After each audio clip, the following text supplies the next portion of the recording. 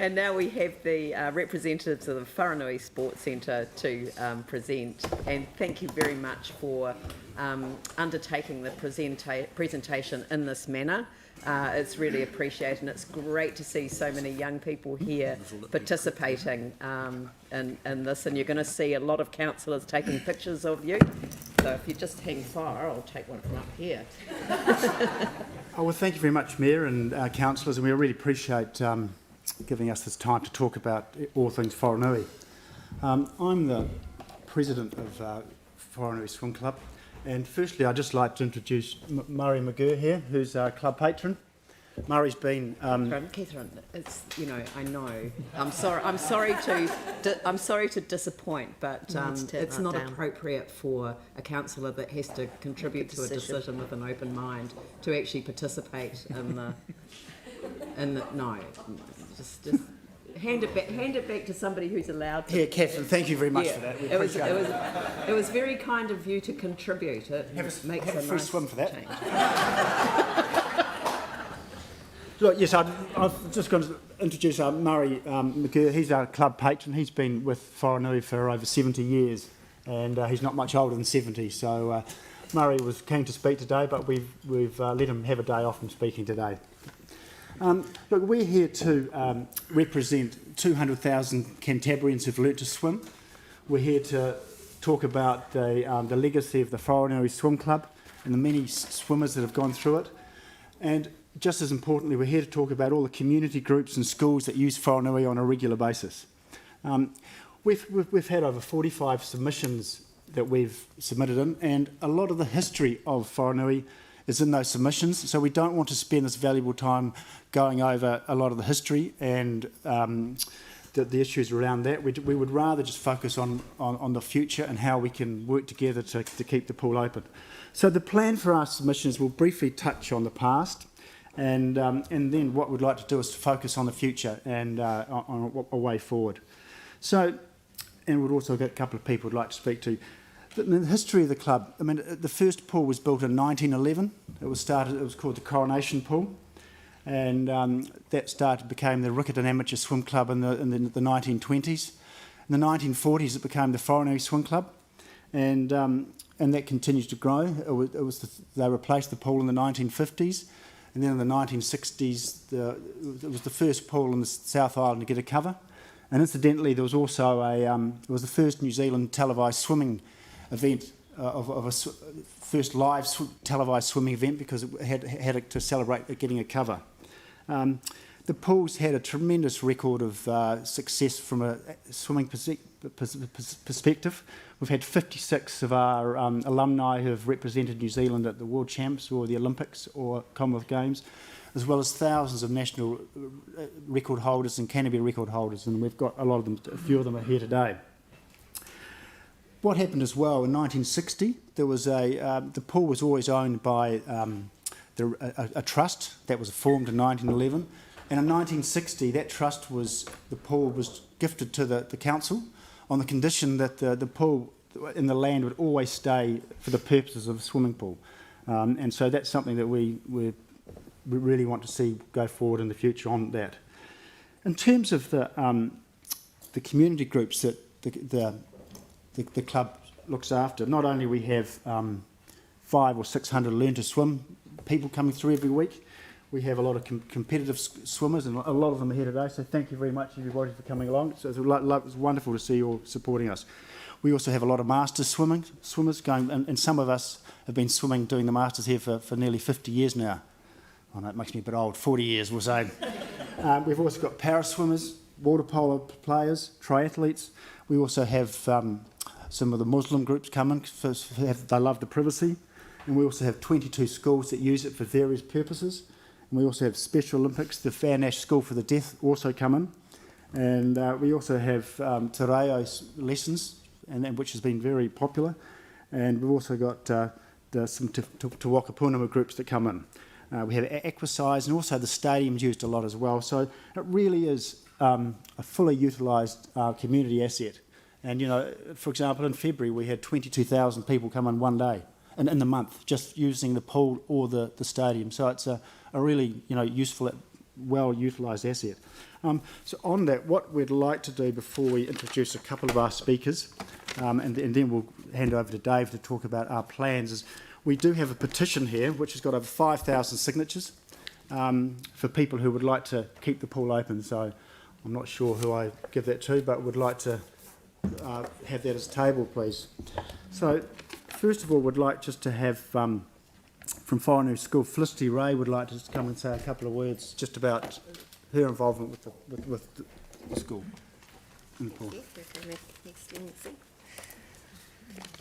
Kia ora everyone. I'm a reasonably experienced teacher and I've been working at Wharenui School for over a decade now. I have seen the value that Wharenui Pool has given to so many of our students. Today I'd like to tell you the true story of a 10-year-old boy called Daniel. This story is Daniel's, but one that is not unique to our students. Daniel arrived in my class in 2016 as a 10-year-old. His second day at school was when we started our week of daily swimming lessons at Wharenui Pool. His first lesson was the first time he had ever been in water deeper than his ankles. Daniel was naturally very nervous. It took to 5 lessons just to get him to the stage of putting his shoulders under. But I am proud to say that after multiple chances to build his confidence playing in the pool during school time, and after another 3 blocks of swimming lessons in years 6 to 8, Daniel became a confident and competent swimmer. Without this opportunity, Daniel could have easily become one of New Zealand's drowning statistics, and without this opportunity right there, many of our students could become one of New Zealand's drowning statistics.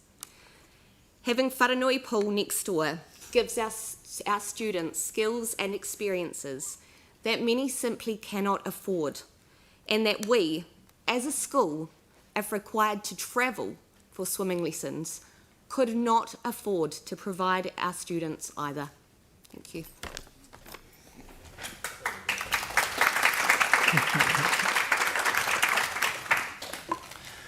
I'd also just like to read out a letter from a lady called Sue Williams. Now, Sue's dad was Doug Kane, who was involved with the club since the 1940s, and throughout New Zealand, Doug is known as Mr. Swimming. So I'd just like to read out a letter from Sue, who couldn't make it today. Good morning. My name is Sue Williams. I am the daughter of Doug Kane, whose involvement with the Wharenui Swim Club dates back to 1937. Doug was elected club captain of Wharenui Swim Club in 1945. As time went on, Doug became known throughout New Zealand as Mr. Swimming, and he was awarded an OBE for his services to the community. Doug was involved in every facet of Wharenui's growth and improvement of facilities. For example, heating and covering the pool by negotiation and fundraising. Doug's ability to raise funds was legendary. His lucky splash tickets and housing nights in the Ricken community were time-consuming, but well worthwhile financially. As we grew up, it was natural for my brothers and me to be involved with Wharenui from a very early age. Under Doug's guidance, we learnt to swim and often competed at Wharenui and inter-club competitions. The Wharenui community was very proud when every single medal won by New Zealand at the 1974 Commonwealth Games, and there were 7 of them, went to a swimmer from Wharenui. However, it was Doug's ambition that not only should the Wharenui pool be used to train competitive swimmers, but also little Johnny and little Mary should have the opportunity to learn to swim. Doug also thought other sectors of the community should able to be used the pool for recreational purposes. And on that note, we have a myriad of swim trophies that we give away every year, and the 2 biggest and most sought after, these little cups this big, and they're given to the kids who try the hardest, and they're called the Little Johnny and the Little Mary Crow. So that's a wonderful tribute to Doug Kane. Therefore, as a family and alongside Wharenui Swim Club Committee, Wharenui Swim Club members and the wider New Zealand swimming fraternity, we are passionate and enthusiastic in our support for the Wharenui Swim Club. The maintenance and operation of the pool must continue, not only for competitive swimming, but for the myriad of community groups which use the pool. Now, that was really coming from Sue via Doug, because he's sitting down watching us what we do with the pool, because it was his pool. Now, what I'd like to do is to hand over to David Ormsby, who's going to talk about what we'd like to do for the future of the pool. Now, David is a board member. His family have also had a huge involvement with the pool, and also his son Taika was one of the top swimmers in New Zealand, currently in the New Zealand team. So he's got a broad range of experiences with the pool. So David. Tēnā, Chris. Ko te mihi tuatai kia koe Leanne te kaihautu o te kaunihira. Te tuahine tēnā koutou, ka pai te kiti au kia koe te tuahine. I te tuakana James, tēnā koe te rangatira no Wairewa, ka te ira kuhu ka te mako, tēnā koe ho. E tuni o hari ko a hau kia kite kia koe Pauline, te tuahine o te kura o hatu opane, te tikanga rua reo, I roti te korowai o pātosh. Kei te moki au, mō maua papa, nō reira tēnā koe te tuahine. Koutou mai nā kaunihira tēnā tātou katoa. I nā oropu, ko tai mai o te whānau o Wharenui, tēnā tātou katoa mō tō haramai ki te tautoko, te kaupapa terei. Ko tēnei te whānau o Wharenui, ne? Tēnā koutou. Thanks, Chris. Look, it feels funny for me in my cultural paradigm to be doing a mihi after our president has already spoken, but most importantly it is appropriate for me to do that, and an honour for me to be selected on behalf of our club and our community to represent them here today as well. I think probably the key thing for me and the club in terms of our deliberations has been the reflection of every member around this table on the many battles that you've had to fight with each other and amongst the group and in the community. And if you haven't already, the fights that you will be having to look after those small members of the community. Yeah, it is the small community that always needs the support. So we're here today to ask you to support us. Because having worked through this process, we realise we're a small part of this community up against a juggernaut called the council. And it is rather scary for our community, and probably a relative question as to why we haven't fronted up before on previous plans, because it has been quite scary for our community, and now we've decided it is time to step up and have a conversation. So thank you for that. And in that reflection, I probably just have kind of Googled a couple of things or thought about some things in my reality in Christchurch City, and on how some of you have fought for the small guy. And just recently thinking about Phil and James there, the two vigilantes over in Aranui digging a hole in a trench to create some drainage for that small community. I mean, I admire the courage to step out and do that. Kind of a little bit freaked out that in turn you got a little bit of smack on the hand from some of the council bureaucracy, but you stood up for that community. I also want to acknowledge Council Cotter. As a resident of St Albans for the last 15 years, I think, I want to acknowledge your tireless work to get the re-establishment of Edgeware Pool back up and running. Pool that was demolished after 73 years, and the tireless work that still goes on in that. So we offer our support as much as possible as we can there. Leanne, I do remember a hui that you and I attended in 2004, and I think you remember this one fondly, where we had to attend a hui at Ngā Haue Whā together over its insolvency and trying to save it for our community. And what Leanne did was whipped out of the room, had a 5-minute conversation with the Minister of Finance and came back in and looked at me and said, we've just decided that Te Puni Kōkiri's going to pay off all the bills for this organisation, and looked at me to make that happen. Look, the outcome of that is that we do have a marae that still exists. It's fraught with difficulty, just like Wharenui. It's never been safe, it's always been at risk, and we do ask for the same kind of support here as well. The outcome of that is a governance approach and a partnership that Ngā Haue Whā has with this council, and a mandatory position on the governance board of that marae. And that goes back to its inception, when the council provided the land for that pool. And it's in a similar situation to this one, when we go back to 1911, when the council was always there, supporting this community, and has never been not part of the partnership. So we're really looking to help that as well. And amongst the swimming community as well, it's well known amongst those in the pool community that people like Councillor Yanni there, and the fight to make sure that a pool goes into Linwood, a similar community to that we've got in the small community of Riccarton around the Wharenui pool. because the social demographics in that area suggest that this community needs as much support as it can, and community development only happens when they're involved in that, and we're part of that community, want to be involved in that community development as well. So that's just some examples of what we see going on. So recognising that our time is running out, and I can go on forever, and I was warned not to by the committee late last night when I got in off the plane.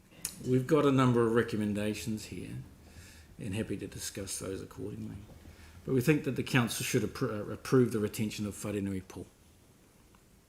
Pretty simple recommendation for this council, given all the information that we've got and the information that we can debate and bring to the table for a good conversation with staff on what could be a better situation and a better future for our community. And we want that pool to be there for the continued use and enjoyment of the people of the area.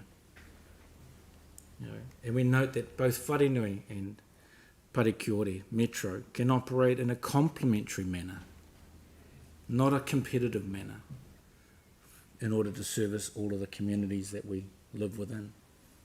We don't need to exist in a pool type environment which currently exists, which is very competitive between pools and their operators. It's not necessary in our community, and we're happy to collaborate and cooperate complementarily accordingly. I think the second recommendation that we've got is that we want to acknowledge the foresight of our predecessors. That's someone telling me to hurry up. We want to acknowledge the foresight of our predecessors and those gone before us in recommitting to the 1960 deed of trust and recommit to an authentic partnership for the future. And that is something that we can sit down and discuss and talk about to make it better. It doesn't have to be what we've had today, and it doesn't have to be what it looked like in 1960. It can be future focused for our, not just for those who have come in the past, but for those future mokopuna that will come in the future. I think thirdly, we want to recommend the re-establishment of the Board of Management as laid down in the trust deed. And through that partnership, we want to sit at the table with the council and the school and look at what that should be in the future. And one of our acknowledgements is that we need to do better by our local school, Wharenui, and we can do a better job with everybody's help. We think as part of that plan, through this Board of Management, once established, they can go away with your membership and develop further what this partnership looks like and the solutions for the future. Given the time frame for Metro to be opened, we have time to find those solutions, and we ask you to give us that time to achieve it. So I'm going to finish there. I do have a gift that I want to hand to Leanne, if that's okay. Can I give her our thing as well, Chris? It's all paper. Oh.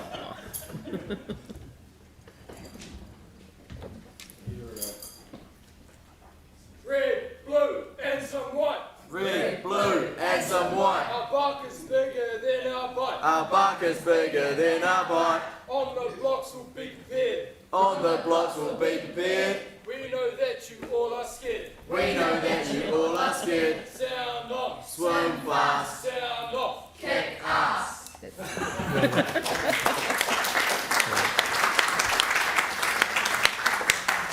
So just to close, Leanne, I've just handed you over 200 pages of your own archives relating to Wharenui Pool and over 100 pages of New Zealand archives from the Wharenui School relating to the pool history as well.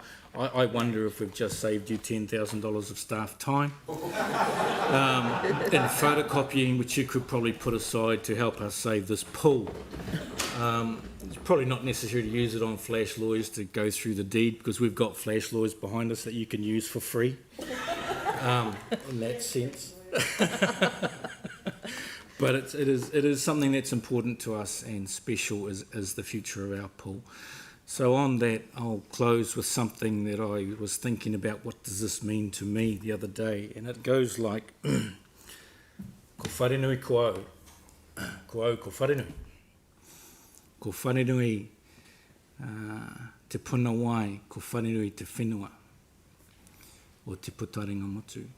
And how I've interpreted that is, and it goes for everyone behind me as well, is that wharenui is me and I am wharenui.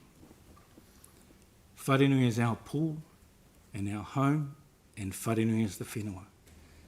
It doesn't walk and it can't move. It has a history, it has a whakapapa, and we want to add to that for our mokopuna of the future. Nō reira te kaunira, tēnā tātou katoa. Kia ora. Thank you, Dave. Okay.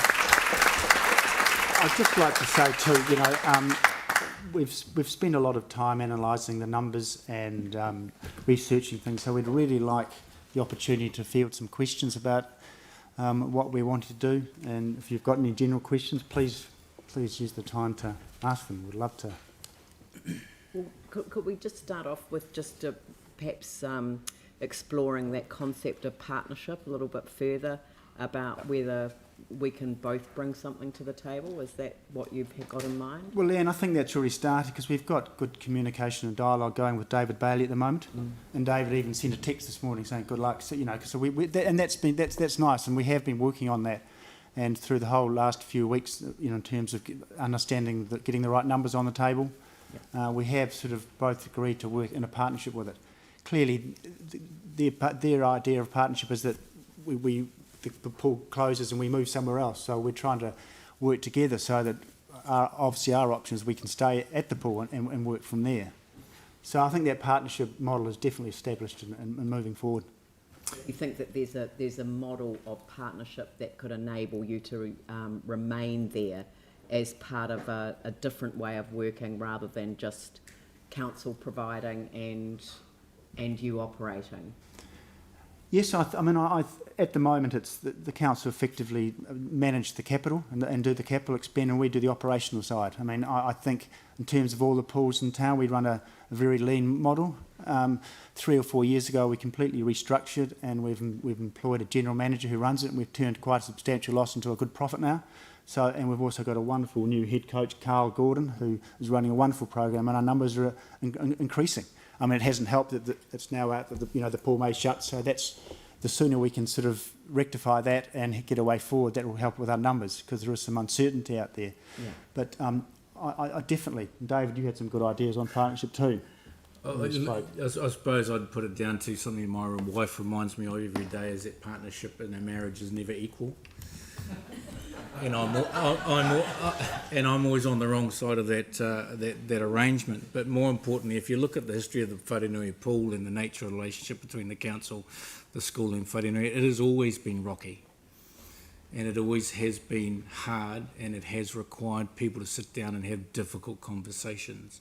And I think there's room for that to continue. But it's really a three-way partnership, isn't it? That's the Ministry right. of Education as That's well. right. Yeah. For the school. So all of that is there, and we're absolutely keen to ensure that we can cater for all of that.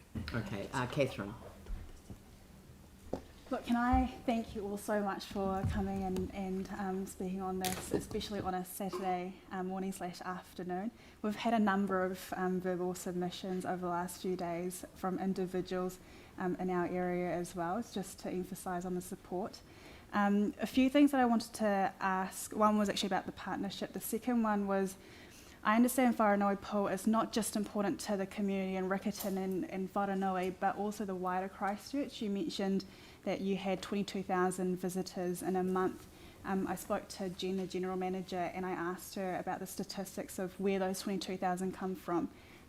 Is it just in Riccarton, or is it from the wider Christchurch? No, it's the wider Christchurch. Yeah. I think one of the real strengths of Wharenui is it's got a family atmosphere. Parking's not a problem. Well, it is at the moment because we're building a cycle lane. So everyone will have to cycle there in future. But it's going really well, and so it's very positive, isn't it, David? And I think, as I said, I used the word to work complementary to each other. We provide services we think that are unique to other pools in Christchurch, and that shows with the number of families that travel from across town to Wharenui to use the facility, including families from schools that are actually on sites with council pools. And a lot of the kids like the pool because we do have very clean water. I think we're the only pool in Christchurch that hasn't had a brownout in the last couple of years. So for people who like clean water, that's a positive. And I think what's important is for those that know Clive Power, he's like the guru coach in New Zealand. And he reminded me this time last year is what Wharenui has as a pool and a facility and a club is like no other in New Zealand.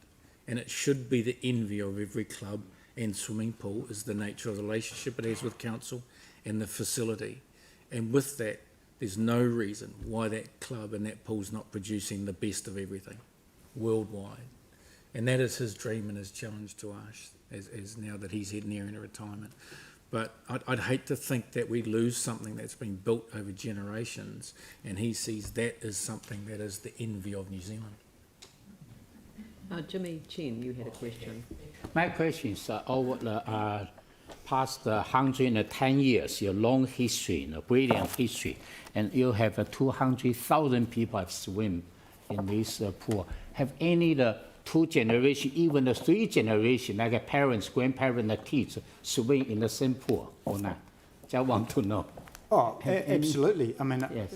we talk, Murray, for example, I mean, Okay, his grandchildren are, some of them here today, they've swum, and all sorts of them, and Marlene, Okay. grandchildren. Oh, wonderful. It's all, they're all still here, and they're wonderful stories, and so it's been some exceptional, you know, the response we've had over the last month for people coming out of the woodwork to talk about their experiences and, you know, with Wharenui, not just for swimming and learning to swim, but also, you know, life-changing changes to them and how it's made them much better people and it's given them an out. And for me, I work in the Māori community development space, so things Māori come naturally to me, but non-Māori spaces don't come naturally.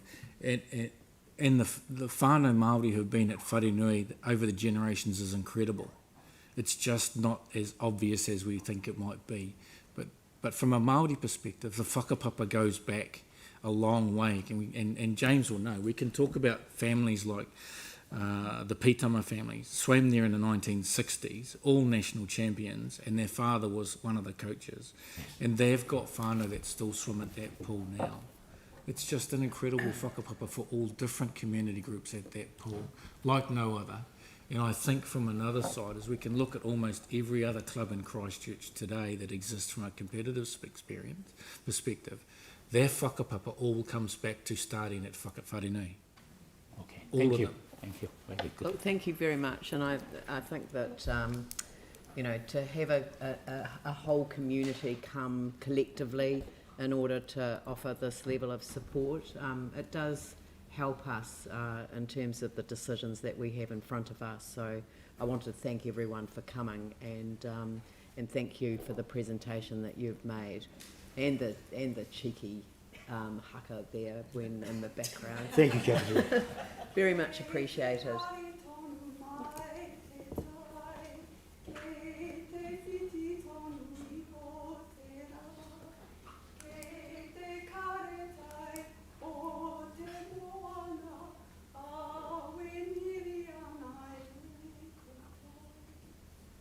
Kia ora, thank you.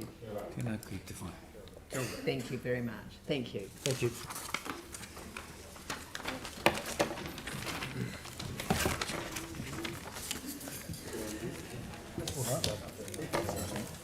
Sorry, sir.